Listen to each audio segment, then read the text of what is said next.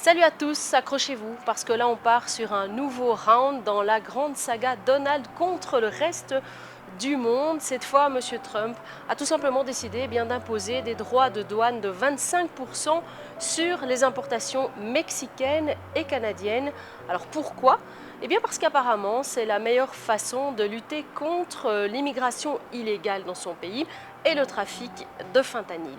Alors évidemment, les réactions ne se sont pas fait attendre et là c'est un petit peu, si vous voulez, la surenchère commerciale entre les trois pays du TMEC, le traité de libre-échange pour nos trois pays d'Amérique du Nord. J'en profite pour vous dire que le Mexique est bien situé en Amérique du Nord et pas en Amérique centrale comme souvent on le dit de l'autre côté de l'océan. Alors côté Mexique, la présidente Claudia Sheinbaum a pris la parole hier soir pour répondre à Trump et en gros, il accuse le Mexique de laisser faire les cartels et de ne pas contrôler l'immigration. Et donc, bam, sanctions économiques.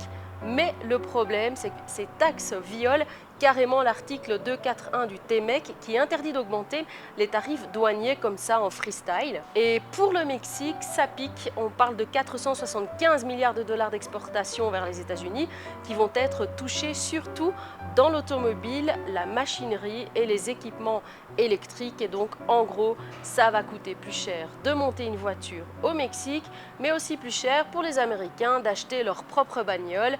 Ah oui, au fait, mais pour le burrito de Donald Trump, il risque d'avoir un petit supplément en tarif douanier aussi quand même. Alors Sheinbaum, pas dupe, elle a renvoyé la balle en rappelant que si le fentanyl coule à flot aux États-Unis, c'est pas juste à cause des cartels, mais aussi à cause des armureries américaines qui vendent des armes aux narcos. Boum, prends ça Donald. Côté Canada, Justin Trudeau a immédiatement sorti son accent charmant par ailleurs pour annoncer des représailles. Et là, on ne rigole plus. Le Canada va taxer lui aussi à hauteur de 25% les produits américains pour une valeur totale de 155 milliards de dollars. Ça commence dès mardi sur 30 milliards de dollars d'importation.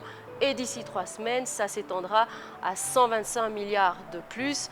Alors, qu'est-ce qui va coûter plus cher concrètement aux Américains?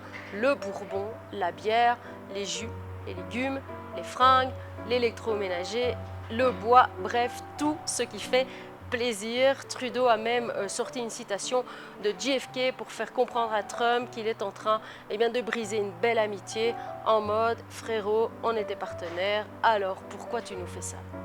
L'impact économique, alors pour le Mexique, cette décision, bien sûr, c'est un coup dur parce que 80% de ses exportations partent aux USA.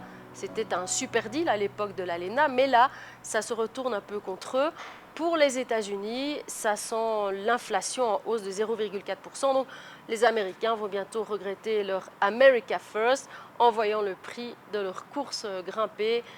Et Trump, dans tout ça, ce matin, bien sûr, il a repris la parole et contre toute attente, il n'a pas annoncé une nouvelle hausse des taxes à 50%, ce qui aurait été son style d'ailleurs. Non, il a juste dit que les Américains devaient tenir bon et que c'était pour rendre America Great Again. Bref, le bon vieux refrain. Et nous, on regarde tout cela d'ici avec un bon paquet de popcorn, de maïs mexicain bien sûr, tant qu'il n'est pas encore trop taxé, en direct depuis la ville de Mexico. Van a saber todo sobre México.